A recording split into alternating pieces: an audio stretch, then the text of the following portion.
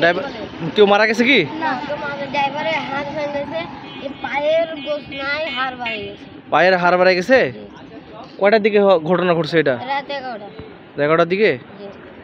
তো সম্মানিত ভিউয়ার্স, আসসালামু আলাইকুম। এটা হচ্ছে যে বাঘা টু রাজশাহী যে মেন হাইওয়ে রোড, এটা এই যে মেন হাইওয়ে রোড। এই মেন হাইওয়ে রোডে এটা হচ্ছে যে রাত 11টার দিকে ঘটনাটা ঘটছে। সম্ভবত ড্রাইভার হয়তো ঘুমায় গেছিলো, ঘুমানোর কারণে এই ট্রাকটা সম্ভবত খাদে যে এই যে পাশে যে এটা আছে এটা নামাই দিছে সম্ভবত। আর যে ড্রাইভার বা হেল্পার যে ছিল ওনারা মারাত্মকভাবে অসুস্থ, ওনাদেরকে রাজশাহী মেডিকেল হসপিটালে নেওয়া হয়েছে।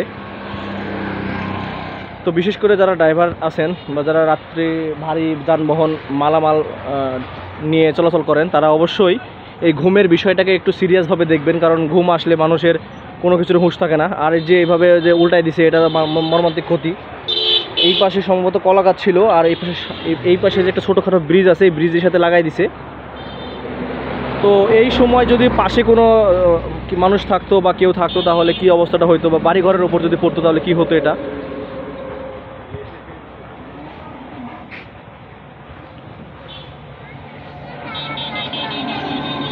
আর এই রাস্তাটা বানেশ্বর এবং বাঘা এবং রাজশাহীকে একত্রিত করে। এই পাশে এই রাস্তাটা বেশ ব্যস্ততম একটা রাস্তা, সব সময় এই রাস্তা দিয়ে গাড়ি চলাচল করে।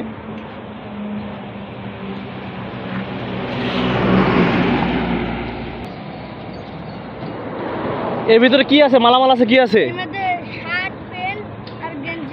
মানে গার্মেন্টসের মাল, মানে শার্ট প্যান্ট আছে। এগুলা দেখাশোনার দায়িত্ব কেউ নিছে? পুলিশ। তোমার নানা নিছে দায়িত্ব? এই বাড়ির লোক দায়িত্ব নিছে না? আচ্ছা, এই মালামালের জন্য একটা না হাত দেওয়া হয়। পুলিশ তো অবশ্যই আছে। সারা রাত ধরে পাহারা দিছো? সবাই মিলে পাহারা দিছে। আর পুলিশ কখন আসছে? পুলিশ সারা রাতে ছিল একদল। আচ্ছা, এমনিতে কারো মানে যাদেরকে মেডিকেলে নেওয়া হয়েছে তারা কি খুব মারাত্মকভাবে আহত? মারা যাওয়ার কোনো সম্ভাবনা আছে নাকি?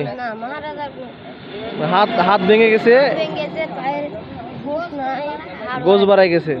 কি মর্মান্তিকর অ্যাক্সিডেন্ট।